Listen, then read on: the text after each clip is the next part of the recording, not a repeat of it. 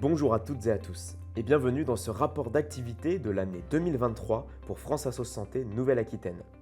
Comme l'année dernière, nous avons souhaité partir sur un format interactif où moi-même et mes collègues allons nous succéder pour vous présenter les différents programmes.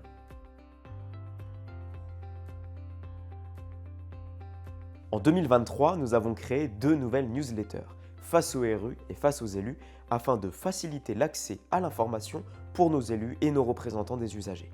Du côté des réseaux sociaux, nous avons souhaité investir particulièrement le réseau LinkedIn en 2023. De ce fait, nous avons des courbes similaires à l'explosion que nous avions eue sur Facebook en 2022, mais cette fois-ci sur LinkedIn, avec des chiffres plus que satisfaisants. Du côté du site internet, nous avons gagné également un petit peu plus de visibilité, nous avons une courbe plus que constante, ce qui est complètement honorable par rapport aux autres délégations. En 2022, nous avions initié le format des JT de la démocratie en santé. Pour l'année 2023, nous avons reconduit ce programme avec une saison 2, cette fois-ci sur la thématique de l'accès aux soins. Du côté du Facebook et de YouTube, nous nous sommes légèrement stabilisés avec une petite baisse du côté de Facebook qui peut s'expliquer du fait que le réseau est de moins en moins utilisé. Point important, que ce soit du côté de LinkedIn, du site internet, de Facebook ou de la page YouTube, nous sommes toujours numéro 1 en termes de délégation, juste en dessous les pages du site national.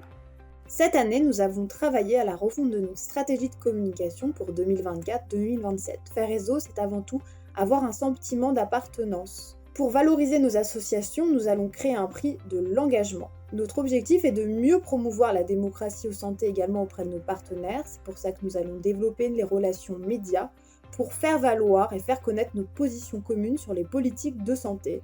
Et enfin, nous allons déployer l'opération Silhouette dans chaque établissement de santé de Nouvelle-Aquitaine pour informer les usagers sur les représentants des usagers dans la défense de leurs droits.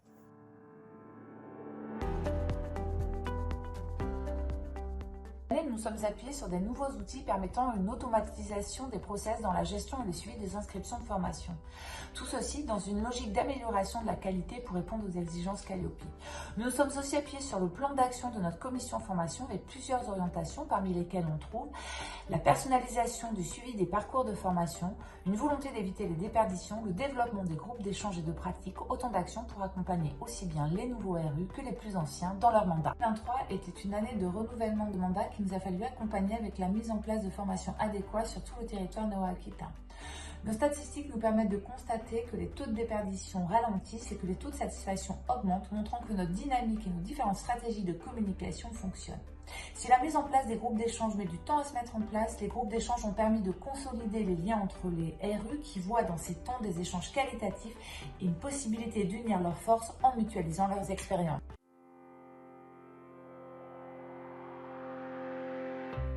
Côté plaidoyer, la délégation a porté largement les positions nationales de France Assos Santé qui ont permis à la région d'obtenir des retombées presse importantes sur des sujets comme la consultation à 50 €, le baromètre des droits en santé, les avis sur la loi RIST.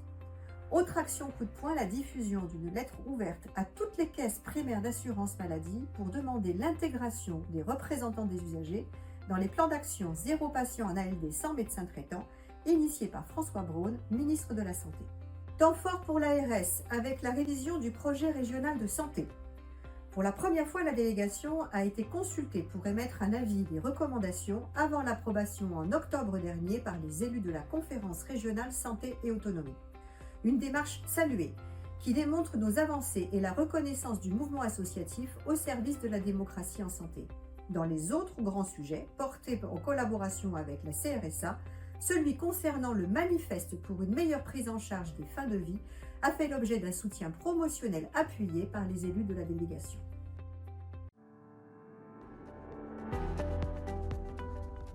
Forte dynamique de l'activité des élus au sein de la délégation Nouvelle-Aquitaine qui se concrétise sous des formes variées tant au niveau des supports et espaces de travail collaboratifs proposés qu'en matière d'animation suggérée. Pour rappel, la gouvernance de France Assos Santé s'articule à travers une représentation des associations adhérentes par collège où les membres sont élus pour 3 ans par leur pair. Comité régional et bureaux se réunissent régulièrement pour conduire des actions avec l'équipe salariée. Outre la relation avec les élus, la délégation développe une stratégie d'accompagnement et de fidélisation des associations adhérentes offensives et assidues. Des temps de rencontres particuliers sont proposés pour faciliter les échanges et le dialogue avec les présidents, les RU et les bénévoles sur des sujets qui les concernent au quotidien. L'Assemblée régionale programmée chaque année témoigne de la dynamique mise en œuvre et offre tous les 3 ans l'opportunité d'élire le nouveau président régional, véritable porte-parole du mouvement associatif en région. Axe phare de l'année passée, toutes les énergies se sont concentrées au national comme en région sur la rédaction du plan stratégique 2023-2026. Véritable feuille de route pour guider les actions à venir, la rédaction du document a fait l'objet d'une concertation soutenue auprès des associations et des représentants des usagers. En Nouvelle-Aquitaine, la dynamique enclenchée s'est traduite par la rédaction de fiches d'actions concrètes pour répondre aux 3 ambitions stratégiques, celui de renforcer la cohérence du réseau, de dynamiser la démocratie en santé et d'éclairer les politiques publiques. La 2e édition des Assises interrégionales des associations et des représentants des usagers est un des rendez-vous incontournables de l'année en Occitanie et en Nouvelle-Aquitaine. Pendant 2 jours, les participants ont réfléchi et identifié des moyens de mieux animer et renforcer la communauté associative et les représentants des usagers. Grâce aux travaux menés, les participants ont réussi à produire une fiche action interrégionale adossée au plan stratégique et à synthétiser dans un catalogue d'idées des projets d'action particulièrement riches et innovants.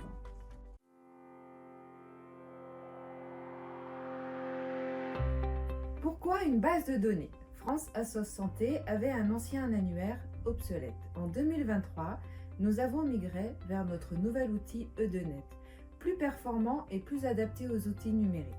Il est alimenté par la saisie des mandats de représentation.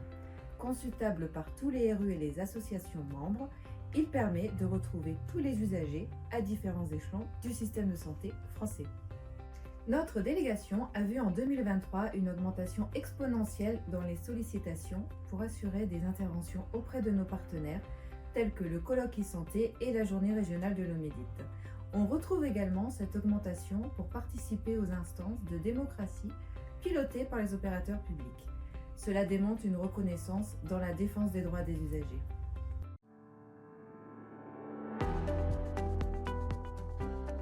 Du côté des espaces des usagers en 2023, nous avons souhaité favoriser le maillage entre les acteurs de ces espaces et les représentants des usagers. Dans ce sens, nous avons donc continué de développer notre plateforme régionale en suivant et en accompagnant les établissements qui travaillent avec nous. Ainsi, nous proposons un accompagnement sur mesure afin d'accompagner dans la création et dans la mise en place d'un espace des usagers.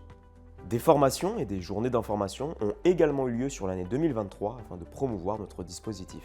La journée régionale des espaces des usagers. Cette journée a eu pour but de faire le bilan du CEPOM sur les dernières années concernant le volet des espaces des usagers. Nous avons ainsi fait le bilan et nous avons également regardé vers l'avenir, les espaces des usagers 2.0 comme j'aime les appeler, afin de voir ce qu'il va être possible de faire avec les différents acteurs et les différents partenaires pour continuer de développer ce dispositif. Cette journée fut un franc succès avec un taux de satisfaction avoisinant les 90%. Et nous avons hâte de maintenant appliquer ce que nous avons vu à cette journée afin de se tourner vers 2024 et les années à venir. Clap de fin pour le contrat d'objectifs et de moyens signé avec l'ARS sur la valorisation des dispositifs de démocratie en santé dans le champ du social et médico-social.